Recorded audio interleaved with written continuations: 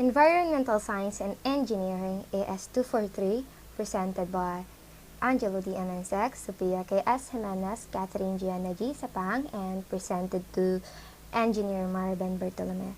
I'm Catherine Gianna Garcia Sapang, and I'm the first reporter. And now we're going to talk about the ecology. Ecology. It is the study of organisms and how they interact with the environment around them. It means that ecology is the study of the following questions like how human and animals affect each other, how plants and animals affect one another, what is the effect of dumping garbage in the river, what is the effect of the fuels in the atmosphere. Therefore, it means that ecology is the study of the connections we have in everyday life, the connections around us, or the connections we do in our everyday life. For example, the connection between the animals and plants, the connection between the humans and animals, and many more. And then, biosphere. It is the narrow zone of Earth where land, water, and air interact with each other to support life. It means that biosphere is any part of Earth that supports life. And from the word narrow zone, it means that it is limited and not everything we have here are support life. And for example, the mantle, the core. There are places in the earth that didn't support life, that even bacteria cannot live.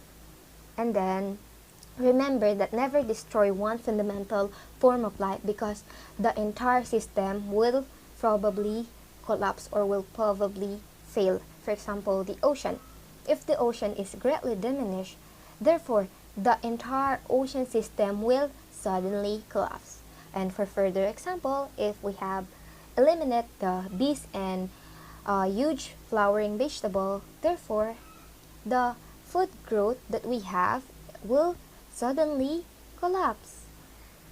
And then, the two types of ecology. We're going to talk about the two types of ecology. The biotic, which is living things, and the abiotic, which is not living things. And here we have some examples of living things and non-living things. For example, in the living things, we have bacteria, fungi, plants, archaea, animals, protists, and we as a human, we are in a living things. And in abiotic or non-living things, we have air, salinity, soil, temperature, light, water, minerals, pH, and humidity. So if we're gonna talk about the picture or we're gonna think about the picture, we are gonna recognize the meaning of ecology. If we connect the two, it means that ecology is the study of the connection between the two. You're gonna ask yourself, why do biotic or living things needs the abiotic, which is non-living things, or why do non-living things needs the living things? And then we're going to talk about the three major components of biotic factor. Here we have the first one, which is the producer. It is the food providers and also the source of oxygen that human and animals breathe. The second one is the consumer. It is the eaters of the food that producers provide, and also the carbon dioxide providers of trees and plants. The third one is the decomposer. It is the one that decays the remains of producer and consumer.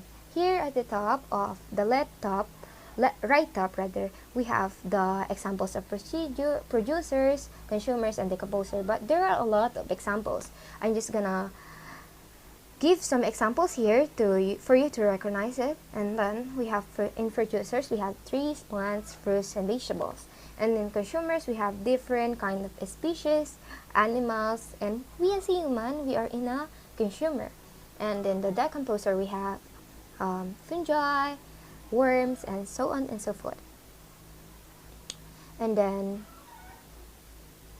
viruses. What do you think? Do viruses are living things or not living things? Let's check it out. Viruses are not living things. Viruses are complicated assemblies of molecules including proteins, nucleic acid, lipids, and carbohydrates. But on their own, they can do nothing until they enter a living cell. Without cells, viruses would not be able to multiply.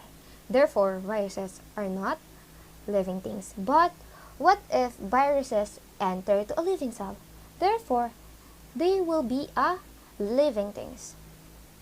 For that specific example, we're gonna recognize that viruses, the meaning of viruses or viruses are living things or not living things depends on where they are.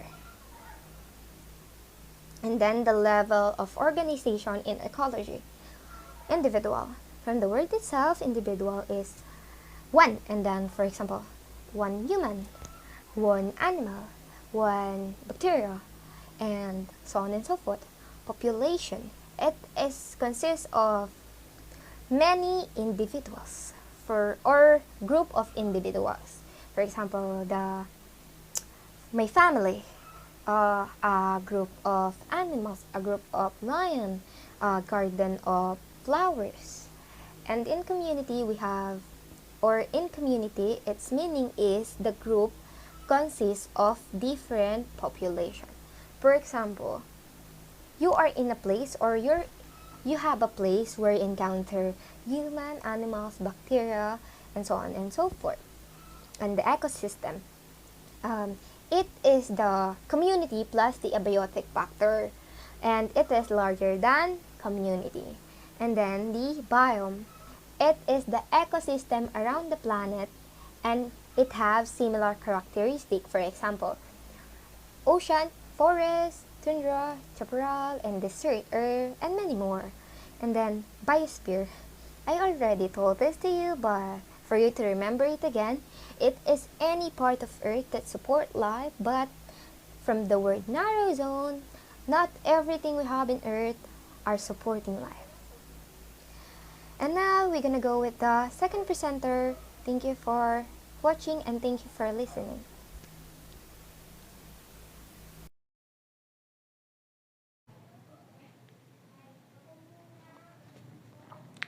Good day, I am Sofia K.S. Jimenez, and I will gonna discuss about types of biome. Aquatic. The aquatic biome is divided into freshwater and marine regions. Freshwater regions such as lakes and rivers have a low salt concentration. Marine regions such as estuaries and the ocean that have higher salt concentrations. The aquatic biome is the largest of all the biomes, covering about 75% of the Earth's surface. This biome is usually divided into two categories, the freshwater and the marine. Typically, freshwater habitat are less than 1% salt.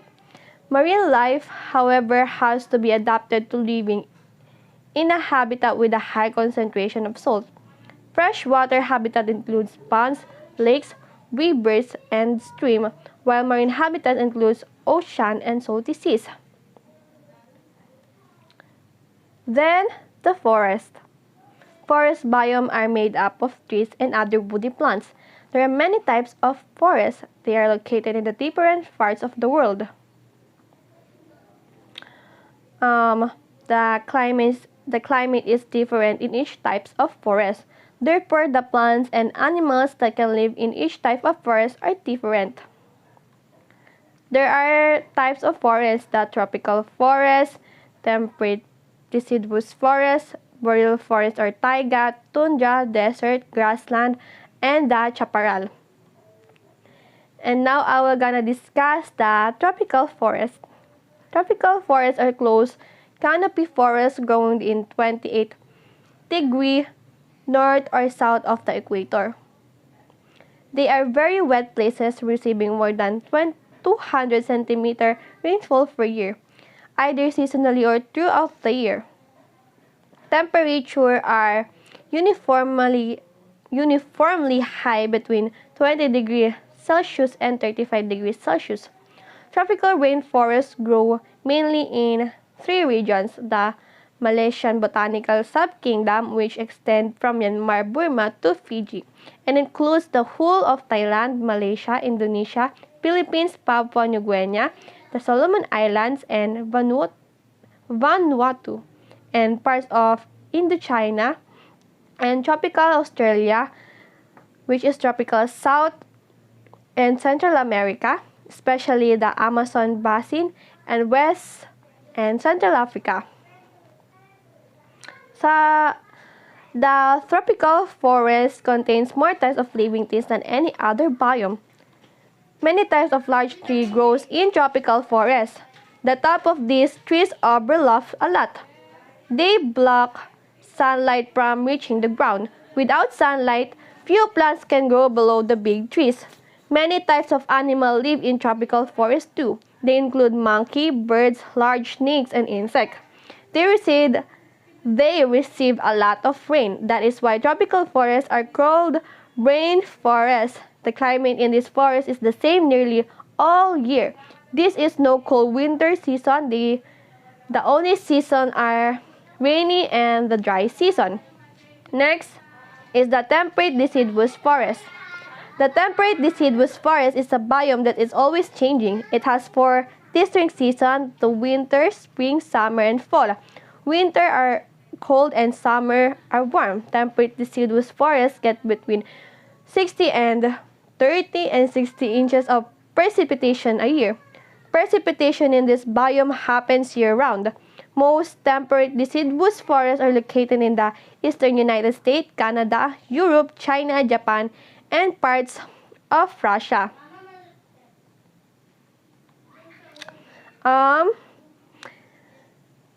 Temperate deciduous forests, trees and plants in deciduous forests have a special adaptation to survive in this biome. Each year, deciduous trees lose their leaves, then grow them back. Animals in temperate deciduous forests have to adapt to changing seasons. They must be able to cope with cold winters and hot summers. So next is the boreal forest or taiga. The taiga is a forest of the cold subarctic region. The growing season in the taiga is generally cool. The mean temperature of the warmest month, July, is generally between 15 and 20 degrees Celsius. Summer daytime high temperature are typically cool to warm 20 to 25 degrees Celsius. Summer daytime high temperature. And then for much of the growing season in the taiga. The subarctic is an area of the northern hemisphere that lies just south of the Arctic Circle. The taiga lies between the tundra to the north and temperate forest to the south.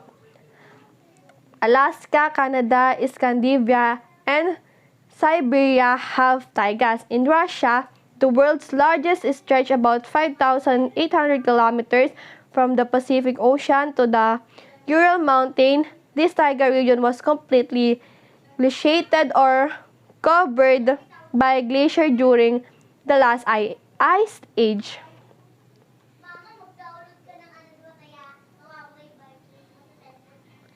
So this is the taiga forest.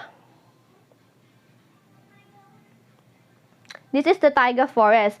The soil beneath the taiga often contains permafrost, a layer of permanently frozen soil. In other areas, a layer of bedrock lies just beneath the soil. This creates shallow bogs known as muskegs. Muskegs can look like solid ground because they are covered with moss, short grasses, and sometimes even trees. All animals to be well adapted to the cold. And then the tundra. Tundra are cold, harsh environment with distinct biodiversity adapted to these conditions.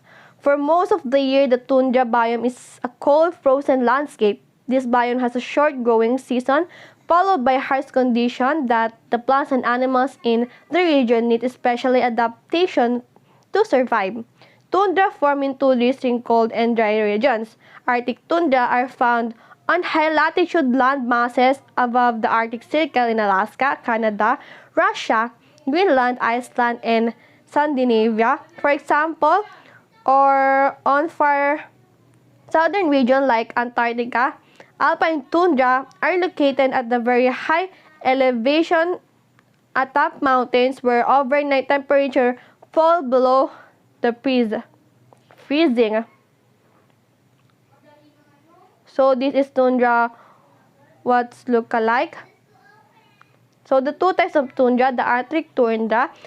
Arctic tundra is located in the northern hemisphere, encircling the North Pole and extending south to the coniferous forests of the taiga.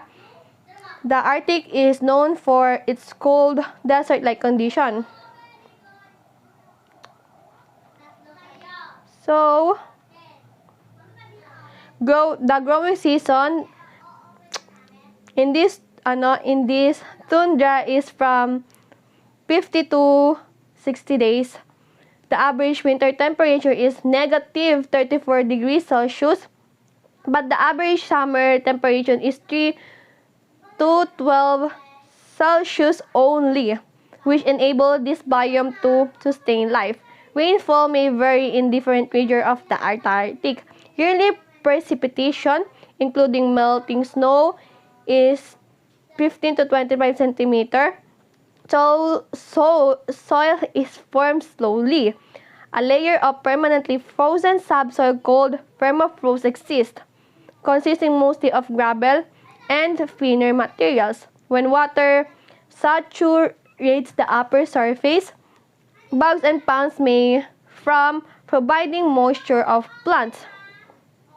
And then the alpine tundra is located on mountains throughout the world that at high latitude where trees cannot grow and growing season is approximately 180 days. The nighttime temperature is usually below freezing. Unlike the Arctic tundra, the soil in the alpine is well drained. Alpine tundra has more moderate climate. Summer are cool with temperature that range from 3 to 12 degrees Celsius. And winters are moderate with temperature that really fall below negative 18 degrees Celsius. Now the next reporter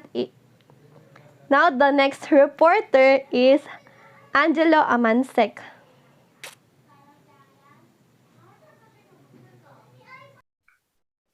I am Angelo de Amansek and I'll be reporting the continuation of the different types of biomes. Desert.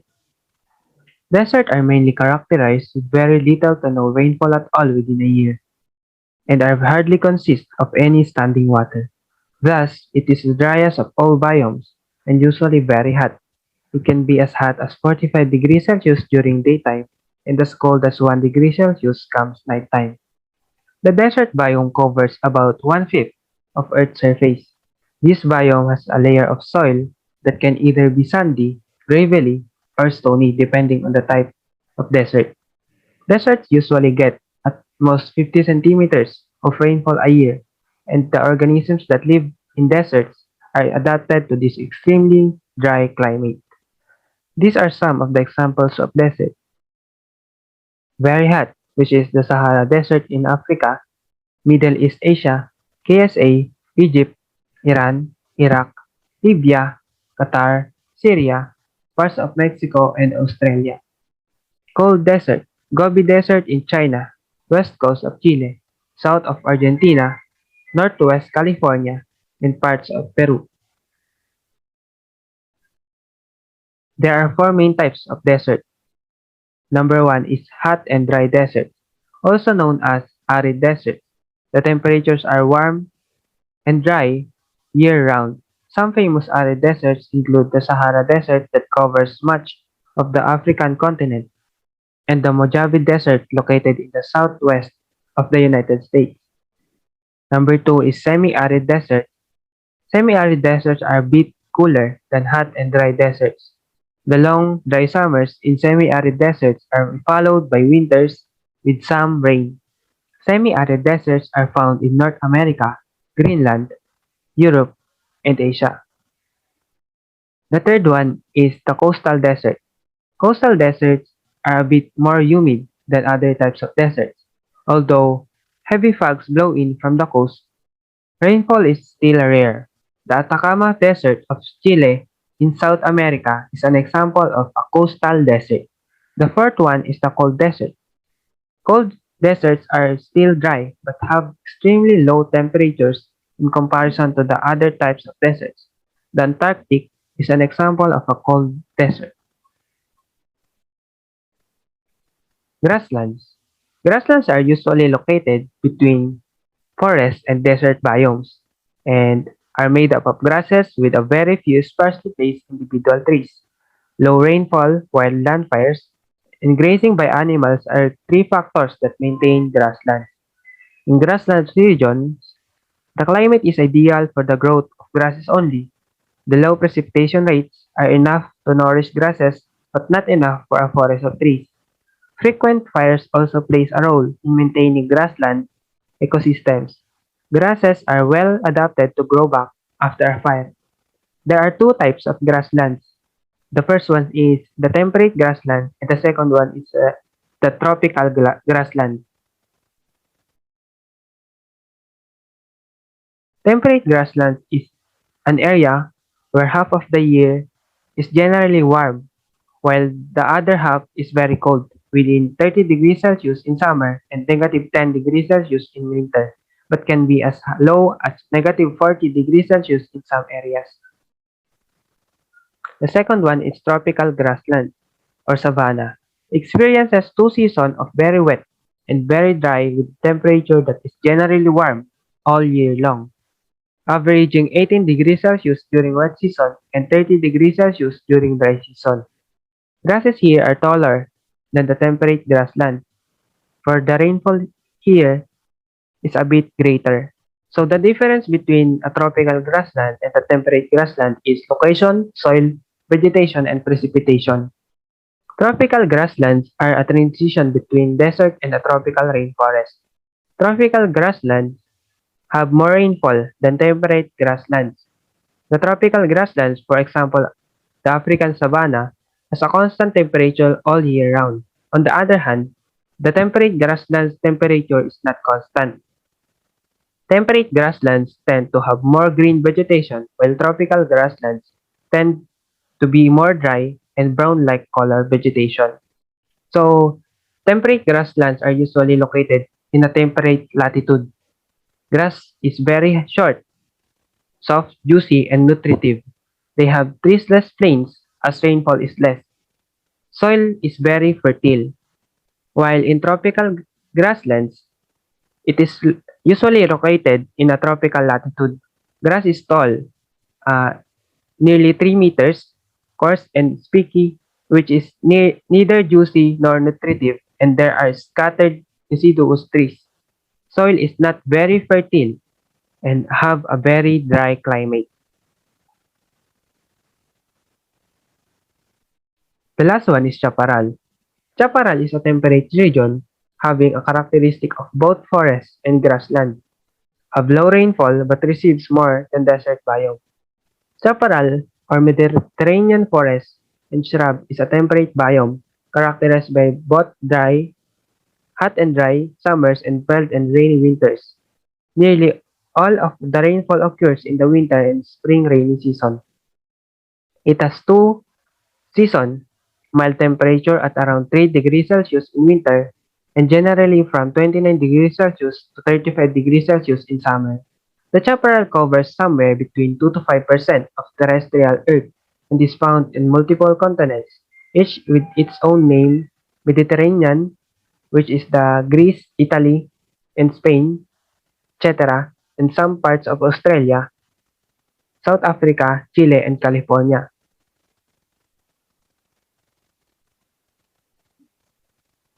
Other examples are in North America, which is Chaparral, Greece, Fregana, Israel, Bata, Portugal, Matagal or Mato, Southern Europe, France and Italy, Maquis, Southwest Australia, Kongan and Malay, South Africa, Finbos, Spain, Mexico and Chile, Matoral. That ends our presentation for this lesson. See you on our next video. Thank you.